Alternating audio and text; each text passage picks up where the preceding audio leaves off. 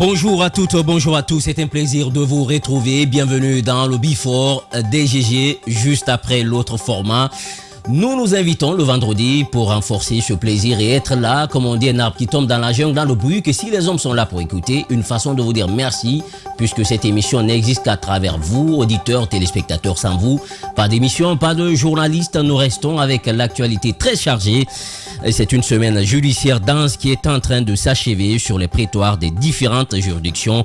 Plusieurs dossiers ont été épluchés. En grande place se trouve ceux traités par la CRIEF, dont notamment la décision de juillet d'Amaro depuis sa cellule, l'arrêt de la Cour suprême refusant la liberté à Cabinet Silla Bilgate, un aperçu d'1 an de détention de Ibrahima Kassori Fofana et compagnie sans occulter le procès des jeunes arrêtés en marge des manifestations à Cancan avec le groupement Pas Courant, Pas d'Or. Nous reviendrons littéralement sur ce sujet. Eh bien, on en a parlé la semaine dernière, il y a une semaine qu'on abordait dans cette émission une affaire qui frisait l'arnaque, dossier dans lequel 300, tenez-vous bien, 5 étudiants qui espéraient pouvoir bénéficier de bourses entièrement financées par des universités étrangères. Comme on l'avait annoncé, 2 cabinets dénommés Espace du Savoir et Global Vision International à la suite des étudiants. Nous recevons dans cette émission Siafa Kamara, PDG du cabinet Global La Vision International, pour son droit de réponse. Également, l'autre son de cloche, nous allons les écouter ce matin. Les Olympiades, voilà, dernière minute, on n'aura finalement pas cette représentante du ministère de l'enseignement technique, mais nous aurons le temps d'en aborder. Eh bien, d'autres sujets viendront compléter cette émission. Merci de nos préférés. Bienvenue à tous. Sur Espace, ici, nous donnons le ton sur l'exclusivité. La quintessence de l'actualité guinéenne et internationale avec nos chroniqueurs taillés sur mesure. C'est le Before DGG, tous les matins, 9h midi. Le Before DGG, retour sur ce plateau. Toujours un plaisir de partager cette émission avec vous. Nous avons Alassane Sako qui nous a rejoint. Bonjour. Bonjour Djiba, bonjour à tous. Merci d'être là. Ouais, plaisir. Nous avons merci. Nous avons notre député qui est avec nous sur ce plateau, Kapsa. Bonjour. Bonjour Djiba, bonjour à tous. Finalement, ces vœux vont finir par s'exaucer. Oui. Et puis voilà, puisque les élections, voilà, c'est pour bientôt. C'est pour bientôt. Mais malheureusement, il n'y a pas d'indépendance. Enfin, il n'y a pas de candidature indépendante. Mais ça, tu vas vite en besoin. C'est les propositions. Non, je vais pas. Tu vas très vite en besoin. Ça risque de vous tomber dessus. Oui. C'est pas un secret. Non, mais voilà, c'est des propositions. Pour l'instant, nous sommes à la phase proposition. Exactement. Maintenant, c'est au constituant. C'est au constituant de nous dire est-ce que la candidature est indépendante. Tous jeunes, c'est devant nous, ce n'est pas derrière. Voilà, donc. Bon, je suis pas très d'accord avec le fait qu'on soit tous jeunes, mais ça. Non, mais personne n'a 40 ans ici, n'a 45 ans ici. Non, personne n'a 45 ans ici. Ben voilà. Justement, on poursuit avec vous. Il n'y a que des jeunes sur ce plateau. Pour preuve, nous avons un genou, voilà, Emmanuel. Très talentueux. Emmanuel, bonjour. Vous allez faire, je vais dire, quand j'étais plus jeune. Bonjour Diva, bonjour à tous. Vous permettez, je vais dire bonjour à notre Black M national qui pense que nous sommes un pays pauvre parce que nous n'avons pas atteint le franc CFA. Justement, cette sortie est complètement ratée, il faut le dire. Entièrement ratée. Justement, parce que le développement économique d'un pays, c'est d'abord sa souveraineté monétaire. Il faut mettre un accent particulier sur ça, sans connaître surtout l'histoire. Non, c'est pas une excuse. C'est pas une excuse. Il se doit de savoir. Il ne connaît pas l'histoire. Il n'est pas à l'ouest, mais plutôt il est à l'est. Comme lui-même, je vais à l'ouest, mon pays à l'ouest. Il ne connaît pas. Sur ce coup, il est à l'est. Et ça, c'est triste pour un artiste de sa dimension qui a et qui porte des messages, qui est quand même un leader d'opinion. Naturellement. Et pour tout ce qu'il a fait comme concert et autres réalisations en Guinée, je pense que ça aurait été assez intéressant de le voir informé, en tout cas pour ce qui est de l'histoire de la Guinée. C'est tout simplement dommage. Ne l'en voulez pas, en fait. Oui, et le temps de vous dire bonjour Alphonse, bonjour, merci. Bonjour Djiba, bonjour au ministère des Transports, bonjour à la présidence. Depuis le décès du directeur général du Conseil guinéen des chargeurs, il y a des conflits de couloirs et des conflits de clans entre le ministère entre les couloirs du ministère et les couloirs de la présidence pour la succession. Et ce qui est assez triste dans cette situation, c'est que beaucoup de démarcheurs pour les postes ne sont pas des cadres techniques. Pour un service aussi stratégique comme tel, il est préférable que ce soit des compétences en interne qui soient promues. Parce qu'en Guinée, on a fait le premier casting de Mamadi Doumbouya, il s'est gouré. Il a téléchargé et téléporté des cadres souvent qui n'étaient pas très à la hauteur parce qu'ils n'étaient pas imprégnés des réalités du service.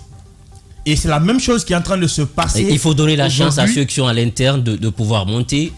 Puisqu'ils sont là depuis des années, il faut faire la promotion des cadres à l'interne. Et il faut faire la promotion des talents en interne. Et c'est ce qui a beaucoup manqué dans des différentes directions stratégiques dans ce pays-là. Et la même erreur risque de se passer encore au Conseil guinéen des chargeurs. Parce que les lobbies qui ont commencé à démarcher, ce n'est pas des petits lobbies. Voilà. Ça, il faut le dire. Et espérons qu'on va rectifier le tir parce que je sais quand même, on est en train aujourd'hui de comprendre que sur beaucoup d'aspects, il y a eu erreur de casting. Il est avec nous, Félix, bonjour. Bonjour Diba et bonjour à tous. Il faut dire aux jeunes qui se rendent justice que nous sommes dans un pays de droit et que c'est pas à eux de se rendre justice. J'ai vu hier les images sur les réseaux sociaux des jeunes qui sortent à la trousse des Libanais. Malheureusement, qui connaissent même pas les Libanais parce qu'ils sont allés malmener un Thaïlandais. À la place d'un Libanais. Mais il faut juste dire qu'on est dans un pays de droit. Donc quand il y a un fait, il faut laisser la justice faire son travail. On ne peut pas se rendre justice. C'est important. La justice privée est à interdire, à bannir formellement dans un état de droit. Et j'ai vu des pancartes où on me disait chasse aux Libanais. Je pense qu'il faut s'écarter de ça. Il faut s'éloigner de ça. Faut pas tomber. Les gens ne sont pas en train de comprendre la situation. La gravité la gravité de ce qui se passe. Nous sommes nés à Kaloum. On a grandi avec certaines familles libanaises. On a fréquenté les mêmes écoles. Je peux citer beaucoup de familles comme ça à Kaloum. Et aujourd'hui, ils sont plus guinéens que libanais. Ce sont nos frères. Et pour ceux qui ont procédé comme ça, je me dis, c'est ceux qui ne connaissent pas l'histoire des Libanais à Kaloum. Il y a des Libanais à Kaloum, je dirais même plus guinéens. Non, voilà, ils connaissent. Ils sont venus. Ces gens-là ne sont plus libanais. Ils sont guinéens. Je vous rappelle que ces gens nous parlent nos langues mieux que nous-mêmes des fois. Non, mais plus la langue, la loi leur permet. Tu viens sur le sol guinéen, c'est 10 ans. Il y en a qui sont nés. Les pratiques. Il y en a qui sont nés ici. Je connais plusieurs familles libanaises qui ont leur souche en Guinée désormais. Parce que depuis que leurs grands-parents sont venus à l'époque de l'indépendance, ou certains bien avant l'indépendance, se sont installés dans le mécanisme du commerce et autres, ils sont nés là. Leurs enfants sont nés là. Nous sommes à la 4e ou 5e génération de Libanais vivant en Guinée. Désormais, la communauté libanaise fait partie de la communauté guinéenne. Oui, ceux qui vivent à Kaloum savent cela. Ceux qui sont nés à Kaloum, grandis à Kaloum, et ils nous regardent, ils nous suivent en ce moment. On a grandi avec des familles qui sont connues à Kaloum. La famille Kadra, par exemple. Moi, j'ai fait l'école primaire avec un des enfants.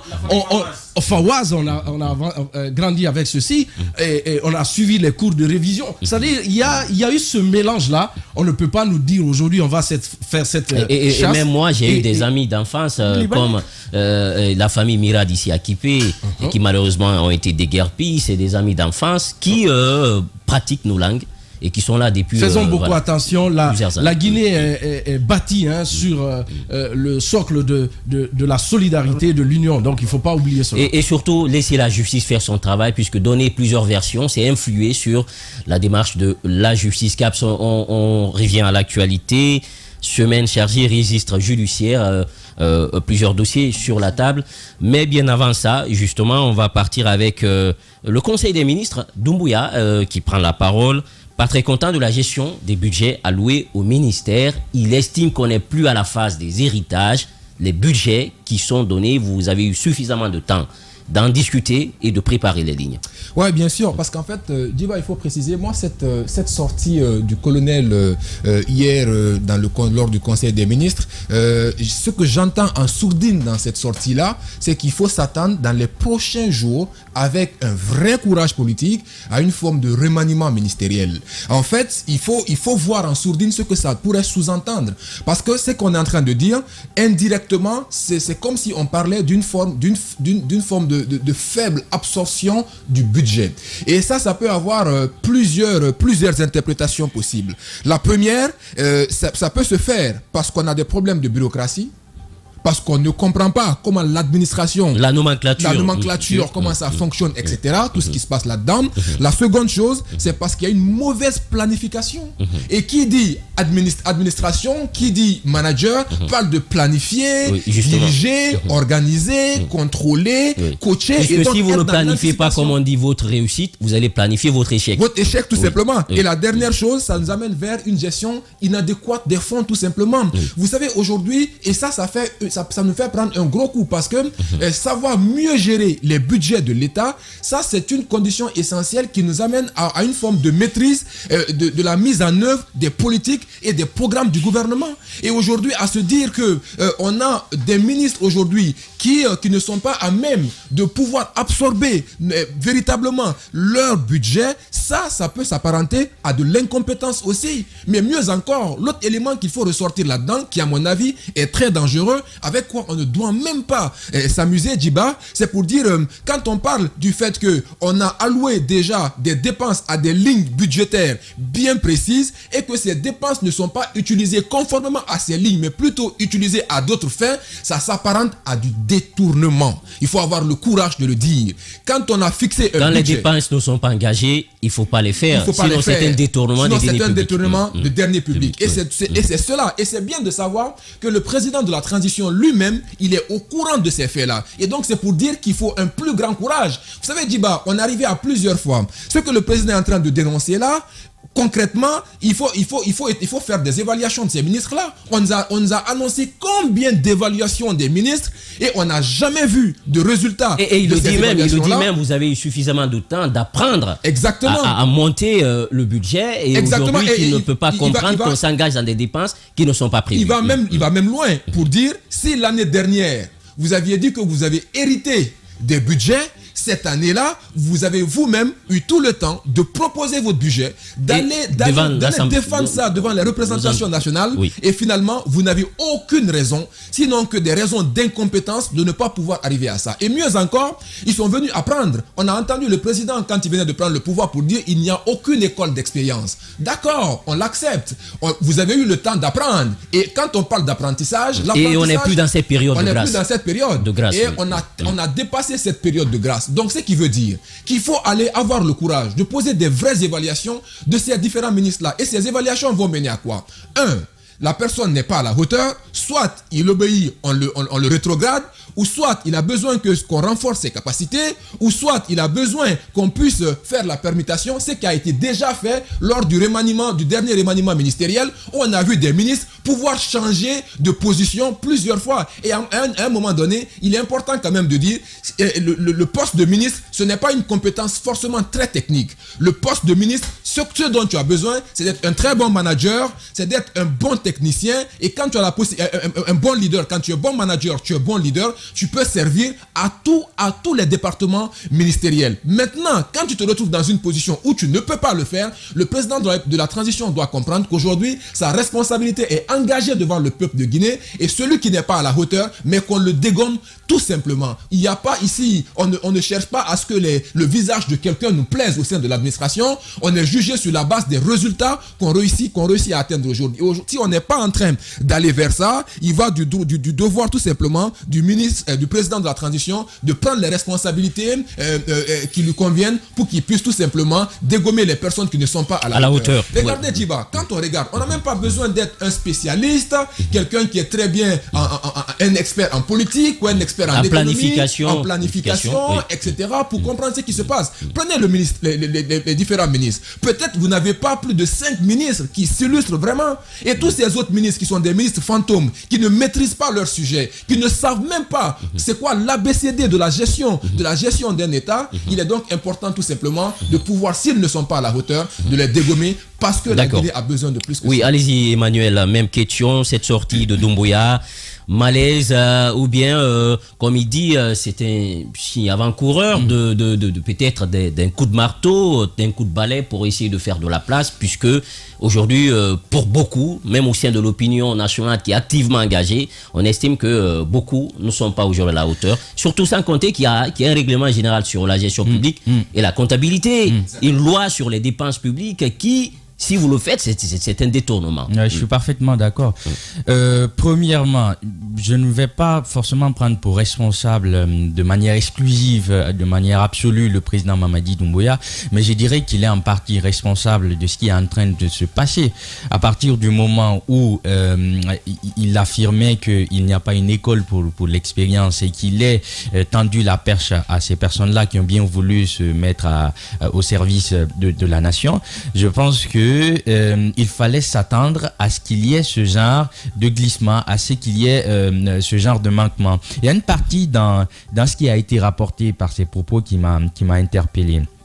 Lorsqu'il affirme par exemple qu'il y a de l'acharnement de certains ministres quant à la réalisation de certains projets. Alors la première question c'est se poser, est-ce que les ministres ont eu ce qu'ils voulaient en termes de budget? Parce que s'il y a de l'acharnement, c'est peut-être parce qu'on a constaté que les projets peut-être qui tenaient à cœur ces ministres-là n'ont pas eu véritable gain de cause pour ce qui est de l'attribution des budgets qui leur ont été alloués. La seconde chose, c'est que pour ma part, lorsqu'il y a ce genre de dysfonctionnement dans une institution, il faudrait même voir l'interrelation entre les différents éléments de cette institution. Caps parlait du pouvoir managérial de ces ministres-là, mais comment vous pouvez espérer que les ministres puissent en ressortir avec des résultats probants si après leur nomination, il y a deux facteurs qui leur empêchent véritablement de mener à bien leurs différents projets. Premièrement, ils s'entourent pour les uns de leurs proches. Il y en a, ce sont leurs frères qui sont directeurs de cabinet, qui sont chefs de protocole, qu'on a parachuté secrétaire général.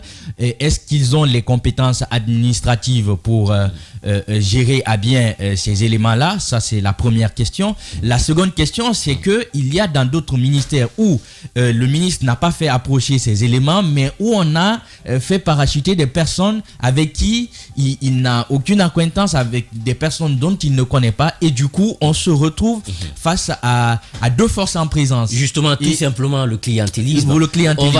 Permettez-moi de vous interrompre, on va marquer une courte pause, on se retrouve dans un court instant pour poursuivre ce débat. Soucieux de la compréhension du système judiciaire et de la police, les grandes gueules posent le débat. La police et le système judiciaire guinéen sont sujets à des problèmes structurels qui les empêchent de dispenser aux fondamentaux. Qu'en est-il aujourd'hui dans notre pays? Les GG s'interrogent et donnent la parole aux spécialistes. Toute la semaine, les GG en mode flic sur Espace. Bougeons-nous. Les GG, le talk show qui bouscule l'actualité. De retour sur ce plateau, on poursuit le débat, mais avant, il y a quelques jours, le gouvernement de transition posait en toute pompe les premières pierres du projet de rénovation des aérodromes de l'intérieur du pays. Lors de ces cérémonies, le Premier ministre n'a pas cessé de s'adresser en tout cas, voilà, comme on appelle familièrement des flèches aux administrations antérieures par rapport à la gestion du secteur des transports aériens. Cependant, plusieurs questions se posent aujourd'hui. Qu'a-t-on fait pour récupérer les 30 milliards que l'État qui avait été décaissé dans un premier temps au titre des mêmes travaux? Qu'en est-il de la situation des partenaires américains et tchèques qui avaient commencé à déployer des moyens pour le même projet? Pourquoi a-t-on préféré finalement la société Mining House pour la réalisation de ces aérodromes?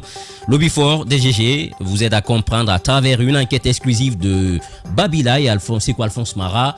Nous débattrons de cela dans la seconde partie de l'émission. On était avec vous, Emmanuel. On parlait de ce conseil des ministres, notamment les budgets non alloués aujourd'hui, des dépenses qui sont engagées. Oui, tout à fait.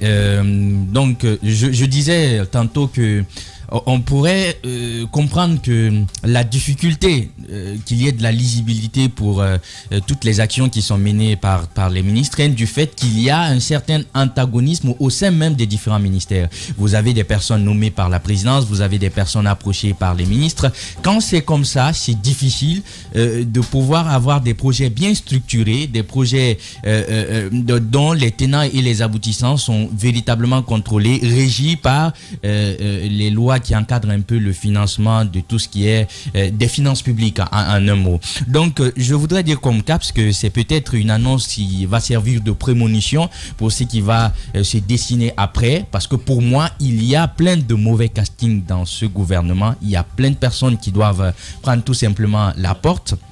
Je prends par exemple, oui, à un moment donné, il faut avoir le courage de le dire, même si ça ne va pas faire, bien entendu, du bien, parce que si on vous dit...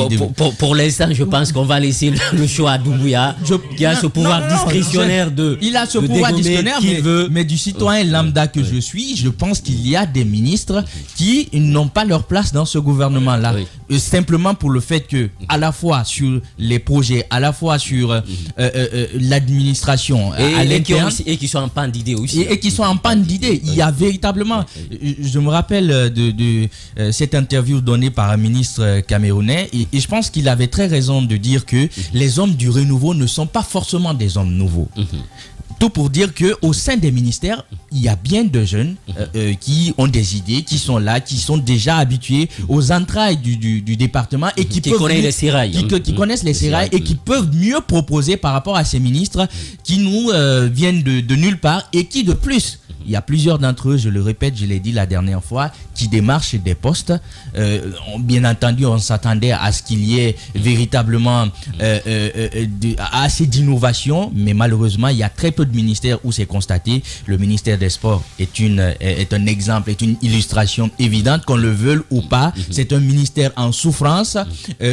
Jusqu'à présent, ça fait combien de mois qu'il est à la tête de ce ministère? Je le disais tantôt, nous avons des problèmes au sein des fédérations, nous avons des problèmes avec les infrastructures sportives.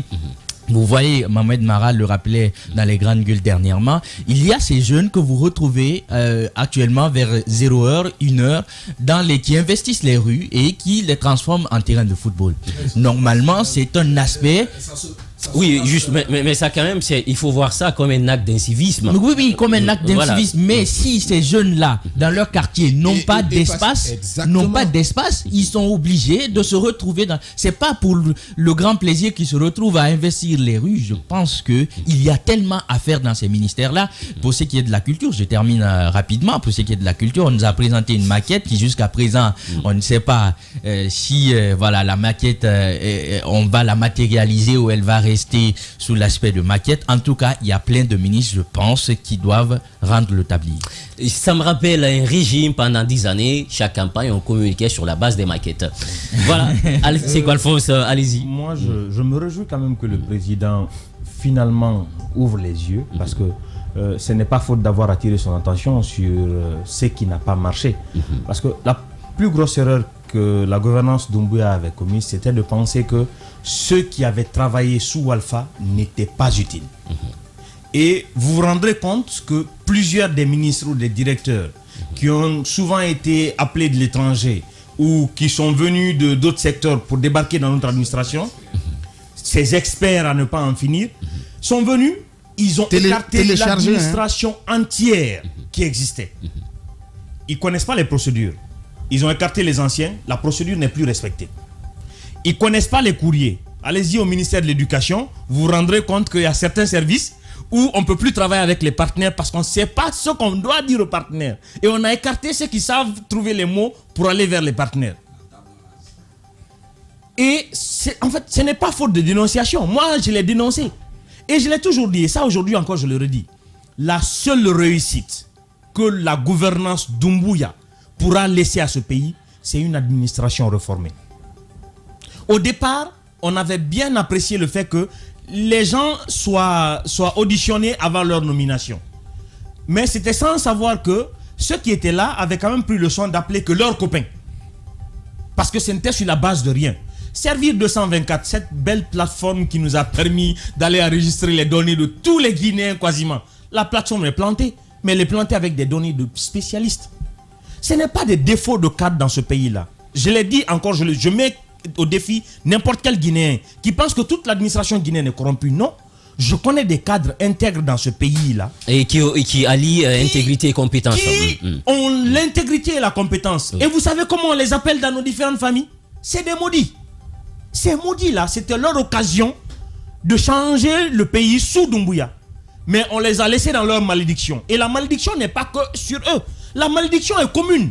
Parce que dans un pays, si le modèle n'est que le voleur, où on va? Aujourd'hui, on a grandi avec des modèles d'inspiration qui sont enrichis sur le dos de l'État. C'est pourquoi, chaque fois qu'il y a recrutement à la fonction publique, vous avez quand même un nombre à ne pas en finir qui postule. pour obtenir combien de postes au sein de l'administration? Vous avez dans notre administration des non postés. Et ce n'est pas le plus grave. Le plus grave aujourd'hui, c'est que le président s'en rende compte, mais qu'est-ce qui va suivre? Je crains que rien. Parce qu'en Guinée, en fait, j'ai comme l'impression que le syndrome d'Alpha Condé pourrait attaquer Doumbouya.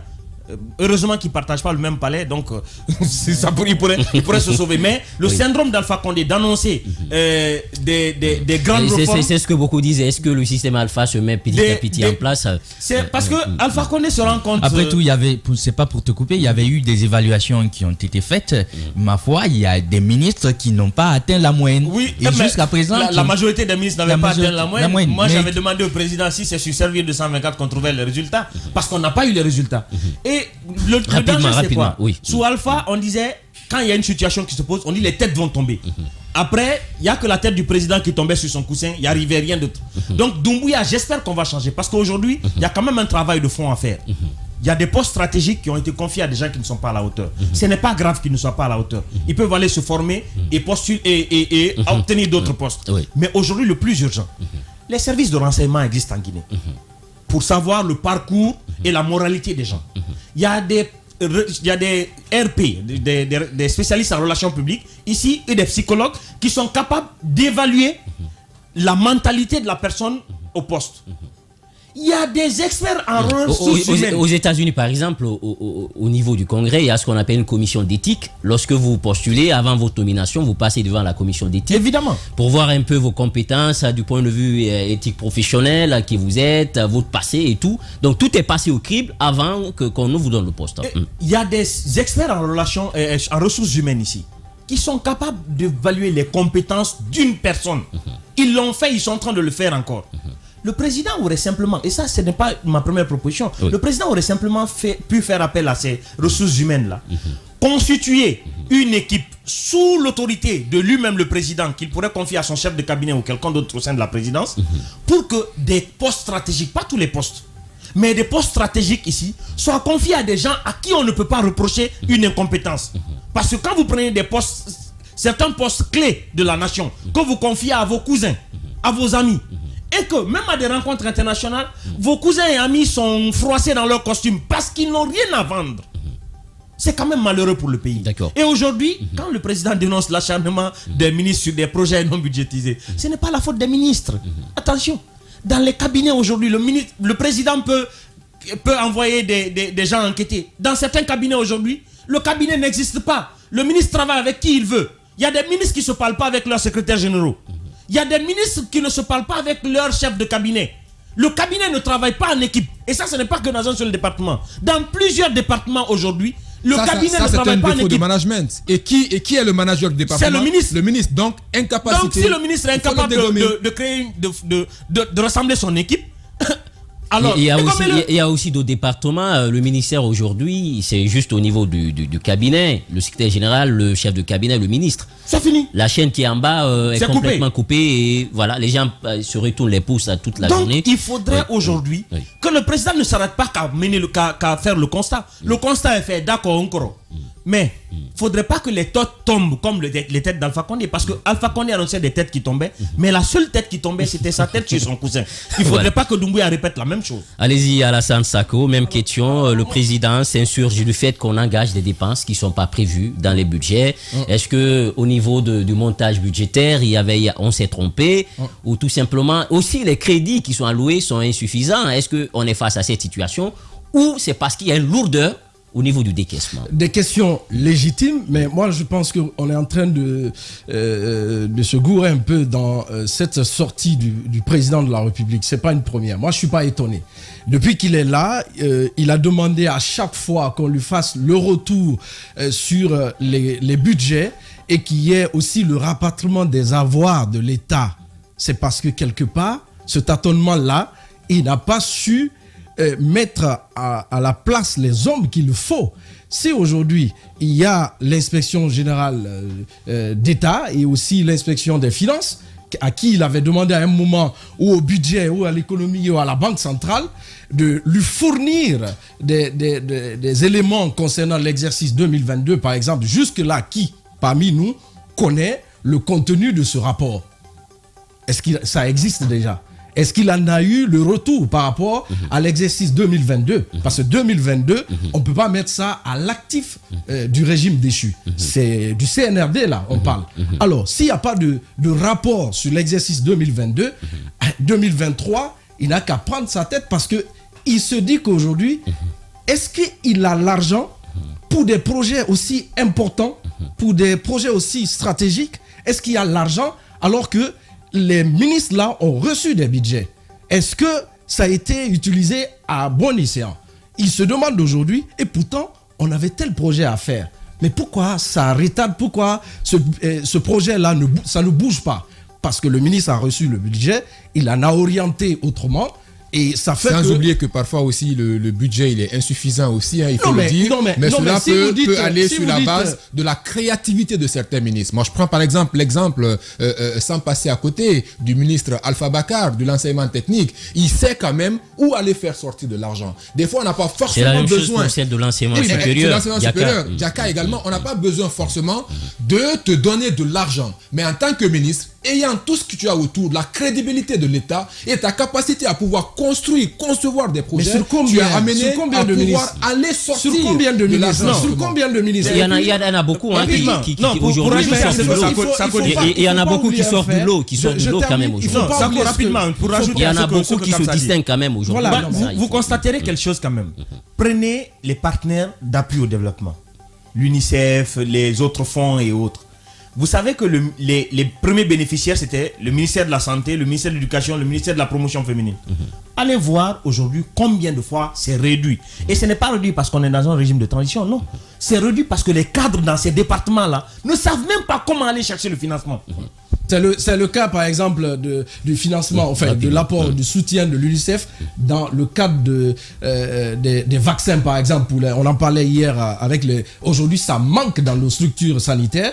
Moi, je me dis, si avec insistance à chaque conseil des ministres, le président essaie de taper sur la table, le conseil d'hier, c'est pas la première fois. À chaque conseil des ministres, il fait ce rappel-là. C'est parce que les choses ne bougent pas dans le vrai sens qu'on souhaiterait pour le peuple de Guinée. On s'est dit depuis le départ, on va se battre pour que les Guinéens aient des conditions de vie ou de travail décentes plutôt.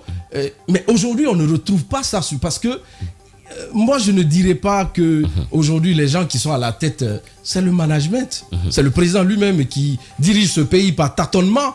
Ça se ressent aujourd'hui. Tu viens le voir, tu lui dis voilà, telle personne là, c'est pas bon, il ne t'aime pas ou il n'aime pas le régime. Tout de suite. Vous voyez la façon dont même le ministre de l'administration du territoire est en train de procéder en suspendant les administrateurs territoriaux.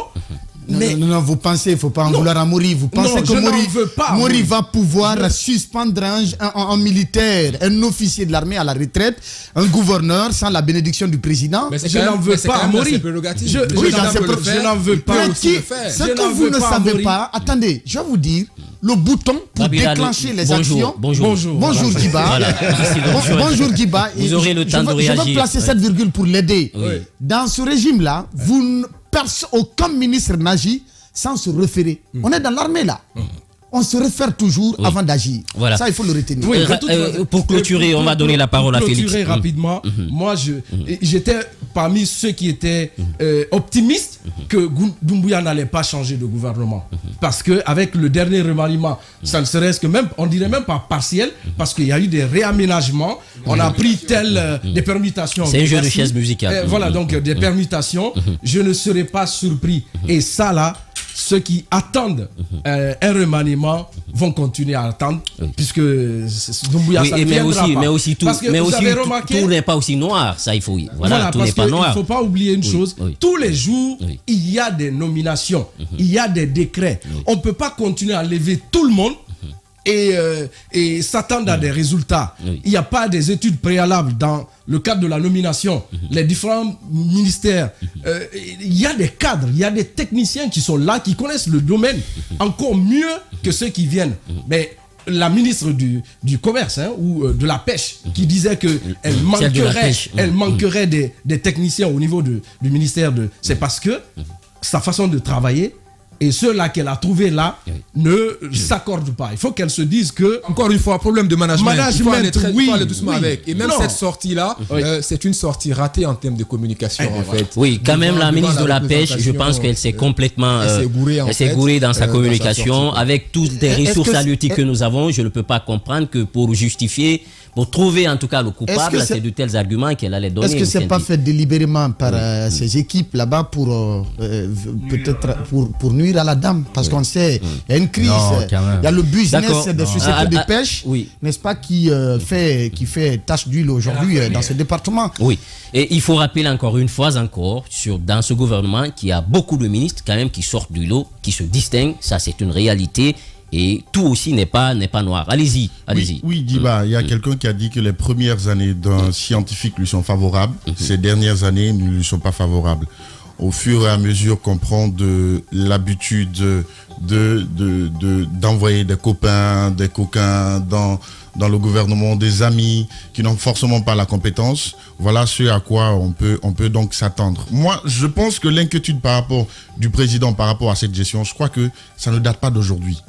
Si un président prend la peine maintenant de sortir publiquement et de dire il y a tel problème, c'est qu'à la base, ça a été non seulement analysé, mais peut-être il y a eu même des personnes qui ont été verbalisées à l'interne, mais chose qui n'a pas changé, peut-être c'est ce qui a fait qu'il est sorti en espérant que peut-être quand les médias ou les gens vont s'imprégner de cela, il y aurait quelques changements. Mais moi je veux dire, ce problème est parti depuis le départ.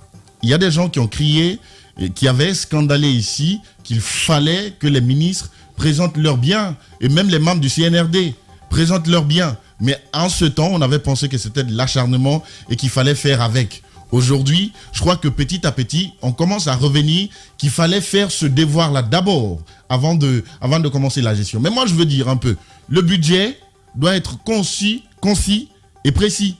On sait déjà ce qu'on peut mobiliser à l'interne. Ça, c'est au niveau des départements ministériels. On sait déjà ce qu'on peut mobiliser à l'interne. On sait déjà ce qu'on n'a pas et ce qu'on doit aller chercher.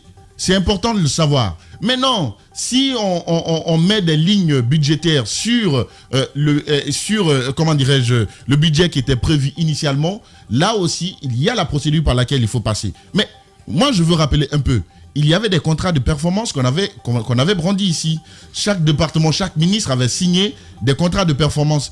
Il faut délier qu'il y ait des évaluations, qu'on sache... Et du niveau d'exécution de ces contrats de performance. Évidemment, au niveau de l'exécution de ces contrats de performance... Parce qu'un contrat de performance, tant que vous ne validez pas les fonds qui ont été disponibilisés pour la première tranche, on ne peut pas décaisser d'autres fonds. Donc, il faut d'abord... C'est en fonction des résultats. Évidemment, il faut d'abord qu'on sache le budget qui les avait été alloué. Où en sommes-nous aujourd'hui? Il faut donc une certaine évaluation de ces départements ministériels pour savoir à quel niveau nous sommes. Mais, Diba, lorsqu'un gouvernement de transition devient plus politique que politique, il ne faut pas s'attendre maintenant à grandes choses. On sait tout ce qui se passe avec quelques ministres maintenant qui ne sont plus dans le travail de redevabilité, mais c'est un peu beaucoup plus politique. Dans les discours, on le sent. Selon le président de la République, on est maintenant dans le culte de la personnalité, on n'est plus dans le travail. Chacun cherche maintenant à draguer le président. Oui, mais il y a certains, je suis d'accord qu'il y a certains quand même qui travaillent énormément. Mais à d'autres, Diba, c'est seulement dans le discours. Ils sont passés à côté. Ne soyons pas surpris, ne soyons pas surpris que ce gouvernement manque d'argent pour financer, et ça risque d'arriver très tôt et très bientôt. Oui, parce manquerait d'argent pour financer. Le budget a été adopté, on le sait, il y a un déficit qui a été souligné, et n'oubliez pas aussi que les dépenses de consommation sont plus importantes que les dépenses d'investissement. Et ça aussi, ça peut poser problème, parce que si l'essentiel de votre budget part dans les soldes, les salaires, et ça veut dire qu'il y a aussi des problèmes au niveau des dépenses d'investissement. On va parler de tout ça. Rapidement, c'est ce qui arrive aussi quand à chaque fois, même pour une pause de première pierre, vous organisez des cérémonies festives. On sait combien rentre dans ces cérémonies festives. Babila, juste une phrase et... une phrase, ce serait trop peu. Donc, il faut le dire. Pour ceux qui ne le savent pas, je pense que nous avons l'obligation d'informer le peuple. Et tu vas les informer, et tu vas informer le peuple tout de suite. On va marquer la pause. On va aller avec nos obligations commerciales. On se retrouve dans un court instant pour poursuivre le débat. Comme je l'ai dit, dossier d'enquête dans un court instant. Before DGG, merci de nous rejoindre dans la seconde partie de cette émission. Si c'est maintenant, vous nous rejoignez. L'actualité, on en parle, c'est une semaine judiciaire dense qui est en train de s'achever sur les prétoires des différentes juridictions. Plusieurs dossiers ont été épluchés. En grande place se trouve ceux traités par la CRIEF, dont notamment la décision du juge Damaro depuis sa cellule, l'arrêt de la Cour suprême refusant la liberté cabinet Silla Bilgate, un aperçu d'un an de détention de Kassori et compagnie, sans occulter le procès des jeunes arrêtés en marge des manifestations dans la ville de Cancan. On en parle dans un court instant. Il y a une semaine qu'on abordait dans cette émission une affaire de dossier dans lequel 305 étudiants dénoncent avoir été roulés dans la farine alors qu'ils espéraient pouvoir bénéficier de bourses entièrement financées par des universités étrangères, comme l'avaient annoncé deux cabinets dénommés Espace du Savoir et Global Vision International. À la suite des étudiants, nous recevrons les deux cabinets pour en savoir davantage. Dossier d'enquête rénovation des aérodromes, que cache-t-on derrière les rideaux? Babila, Alphonse, on va les écouter dans un court instant. Les Olympiades, on en parlera. On va essayer de brosser substantiellement ce sujet. Mais avant, de retour avec vous sur ce plateau, Babila, on parlait de ce Conseil des ministres Doumbouya qui quand même avait mis en garde d'éviter d'engager des dépenses qui ne sont pas prévues dans la nomenclature budgétaire. Qu'est-ce que cela vous inspire? C'est tout à fait normal. Oui. Pour les ministres qui sont occupés à gérer leur chantier personnel que de faire face au chantier de la République. À quoi faut-il s'attendre?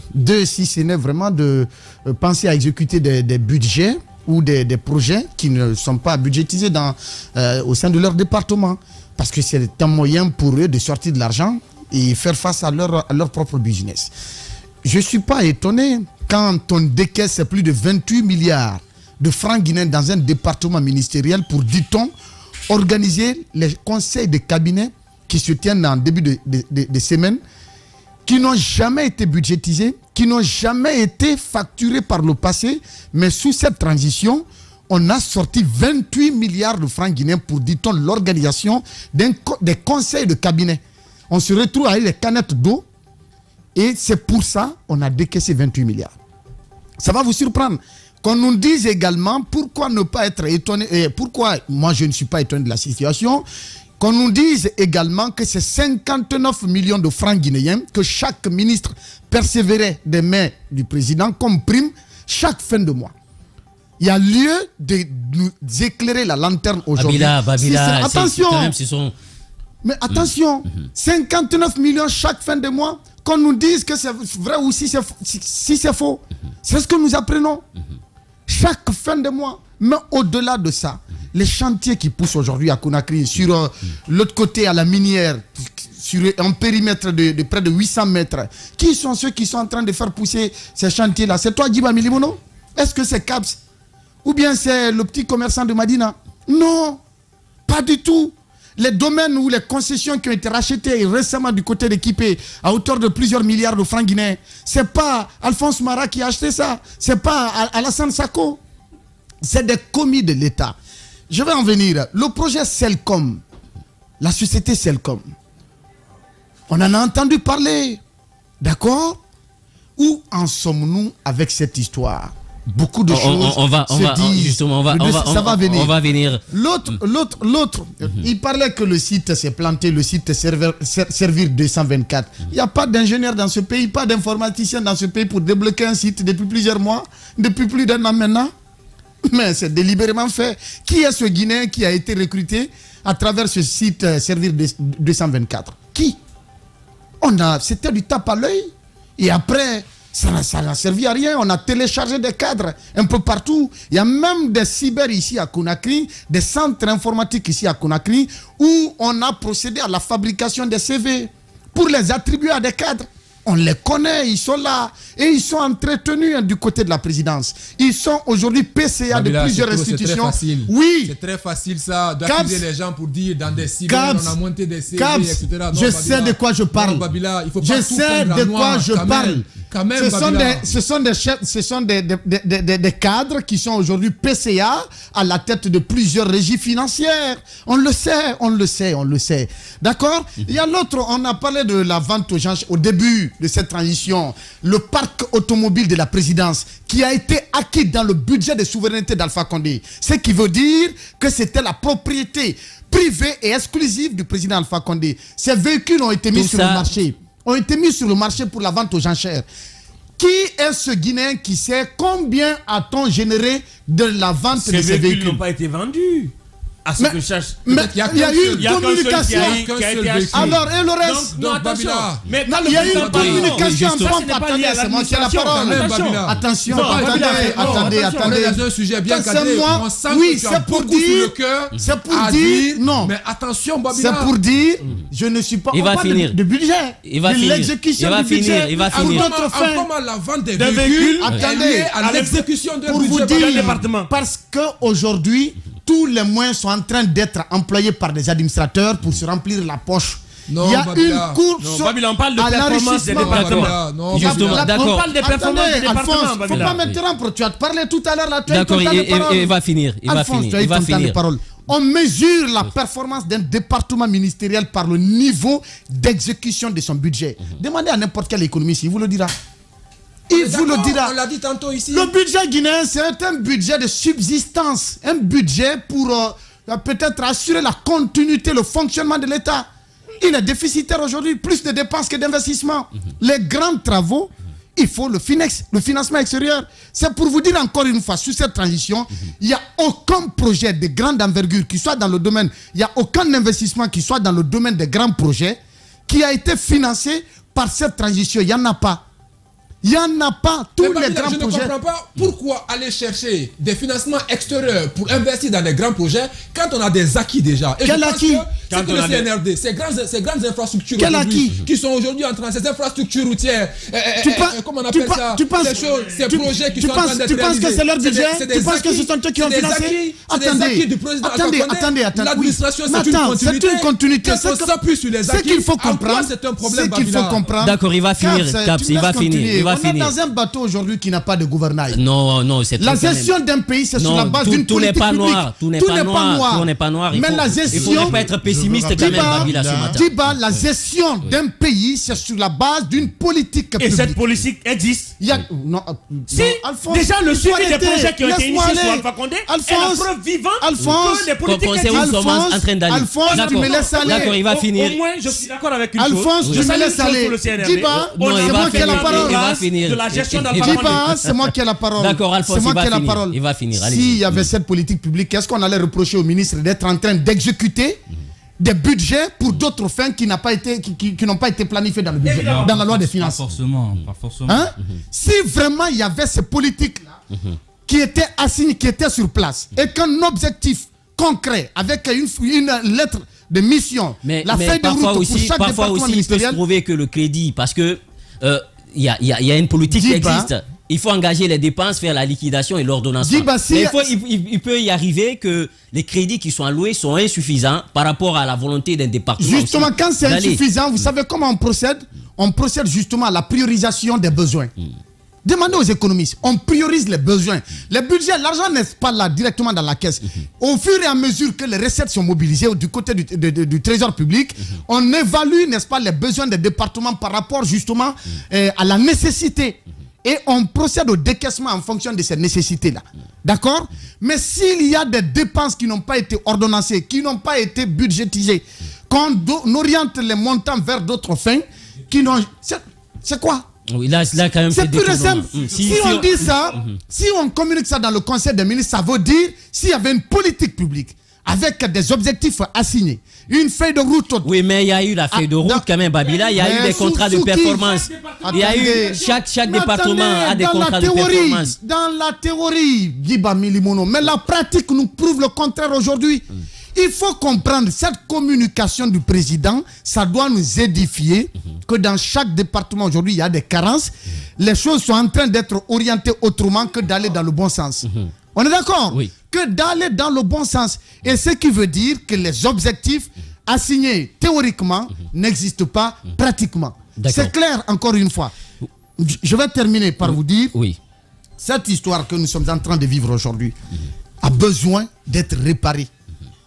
A besoin d'être réparée. Parce qu'il n'y a aucun de ces ministres, encore une fois, ils ont prêté serment sur le Coran devant le peuple de Guinée, qu'ils prêtent serment encore devant le peuple de Guinée, que chacun d'entre eux n'est pas en train de construire ou ne sait pas acheter des buildings ici. Et ça, on va laisser la justice faire ce travail. On va laisser la justice faire ce travail. Si on est dans une telle situation, eh bien, on est en train de donner des exemples avec l'ancienne gouvernance. Et ça aussi, il devrait donner de l'exemple. Allez-y. Ce qui a salué. En fait, vous savez, souvent, c'est intéressant de pouvoir dissocier l'héritage des uns et des autres. Aujourd'hui, notre administration l'administration Doumbouya est une administration quand même qui tire la majorité de ses projets de l'héritage Alpha Condé. Ce qu'il faut saluer, c'est qu'on n'a pas tout rasé. En fait, la Guinée a l'habitude de la rupture administrative. Mais ça, c'était même dans la même gouvernance avec des ministres. L'ancien ministre fait tel projet. Quand le nouveau vient, il dit non, ce n'est pas bon. On arrête les projets en cours d'exécution, on efface, on démarre de nouveaux projets. On peut saluer le fait que ce n'est pas encore le cas. Les projets, non. Si on tente de le faire, il risque quoi? Il risque quoi? On n'aura pas de bilan. Parce qu'aujourd'hui, il n'y a pas... Attendez, parce que le budget aujourd'hui est déficitaire, on l'a dit. Oui, ça... La grande partie de ce budget national est dans les dépenses, est investie dans les dépenses que dans les investissements. Si on n'achève pas ces projets-là, avec quoi ils vont faire des investissements? Avec quel montant? Avec quel budget? Allez-y rapidement. Donc au moins, Babila est d'accord avec moi. Aujourd'hui, la mobilisation des recettes est en deçà, n'est-ce pas, des prévisions qui avaient été estimées en début d'année. Où allons-nous? Babila au moins est d'accord avec moi qu'il n'y a pas eu cette rupture-là. Hamdollah. Ça déjà c'est un acquis. Oui, c'est pour leur bien. Non, c'est pour le bien de tout. Allez-y, c'est pour le bien de tout le peuple de Guinée. Non, il passe pas. Allez-y. Allez-y, attention, ce n'est pas que pour de la gouvernance. Allez-y. Ce n'est pas parce qu'ils ont renversé Alpha Condé que ça les revient à leur tête. Non, les infrastructures aujourd'hui, les routes et autres, ce n'est pas le CNRD seulement qui roule sur ces routes. C'est à l'avantage quand même de tous les citoyens. Il y a des... Le CNRD qui a des comptes à rendre. Oui, je suis d'accord, mais c'est au bénéfice des citoyens. Attention, quand il y a des projets exécutés sous une gouvernance, ce n'est pas au bénéfice que de la gouvernance. Eux, ils le mettent sur le bilan. Le bilan, c'est un rapport à présenter. Mais les bienfaits, ça retombe sur qui? Sur les citoyens.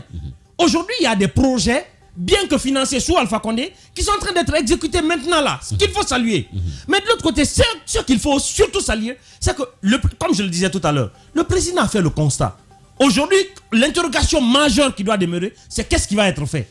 Cette mobilisation des recettes dont il est en train de parler, qui est en baisse. Je n'accuse pas les cadres qui sont là d'incompétence, non. L'élément essentiel à relever dans tout ça, c'est d'inviter le président. Au même titre qu'il est sur une lutte acharnée contre la corruption avec les anciens dignitaires de l'État, l'énergie aurait dû être mise sur sa gouvernance actuelle. Et c'est ce que je suis en train de dire. Donc aujourd'hui, l'interrogation majeure, c'est que va faire Doumbouya pour corriger le constat que lui-même il vient de dresser. Parce que ce constat, personne n'a laissé à sa place. Nous, on a crié très souvent par rapport à ça. Lui-même, il vient de faire le constat. Il en parle au Conseil des ministres, qui est quand même la réunion la plus importante de ce pays-là, où toutes les décisions sont prises. J'espère que dans les jours à venir, le président nous annoncera des mesures pour pallier à ça. Et c'est ce qu'on attend. Donc aujourd'hui, il faut se réjouir de ce qui a été fait et fixer tous les regards vers la décision prochaine du président. Parce que s'il a dressé le bilan, on s'attend à ce qu'il fasse un changement. Mais il ne faudrait pas qu'on revienne encore donner raison à Babila pour dire non, le président a dressé le bilan, mais rien n'a été fait. D'accord, justement, et nous apprenons déjà, parce que hier même, à l'occasion du même Conseil des ministres, ils ont annoncé, je crois, la mise en place d'une plateforme de suivi des décisions. Donc ça veut dire qu'il faut que les décisions qui sont prises et qui sont engagées puissent être suivies. Donc cette plateforme ça a été annoncé hier et ça, justement, il est opérationnel. Et à partir de lundi, ils vont rentrer dans la pratique et nous espérons qu'à travers cette initiative, on pourrait quand même suivre très bien. Il faut comprendre une chose, ils sont conscients de ce qu'on dit ce matin parce qu'ils seront rattrapés aussi par les résultats. Rapidement. Il ne faudrait pas que ce régime-là, le travail qu'on est en train de leur demander de faire aujourd'hui, il ne faudrait pas qu'ils se disent qu'il y ait des Guinéens qui n'ont rien sur eux. Tout ce qu'ils sont en train d'engager comme projet, comme financement, tout l'argent qui sort, il faudrait qu'ils le sachent. Il y a des Guinéens qui ont des dossiers, qui ont des documents sur eux, des dossiers vraiment officiels, des dossiers vraiment, il n'y a que du vrai dedans. Donc il ne faudrait pas qu'ils oublient cela, parce qu'après, on va leur demander les comptes. Justement. Et ce n'est pas le moment de profiter et faire quoi? De la rétention sur certaines informations, on les a. Voilà, parce qu'aujourd'hui, quiconque dépose une brique ici, aussitôt on le sait. Les gens sont devenus regardants. On le sait. Les gens sont devenus regardants. On n'est plus cette population de 58 ou de 84. Oui. Nous sommes en 2023. Là. Voilà. Donc on est informé. Vous l'avez compris, on est informé, on est au fin des choses. Et d'ailleurs, à l'occasion de ces conseils des ministres, le Premier ministre Goumou qui annonce la mise en place d'une plateforme de suivi des décisions. Et la plateforme, selon le compte-rendu du Conseil des ministres du jeudi, dès la semaine prochaine, sera opérationnelle pour pouvoir suivre toutes ces décisions. On marque une courte pause, on se retrouve dans un court instant.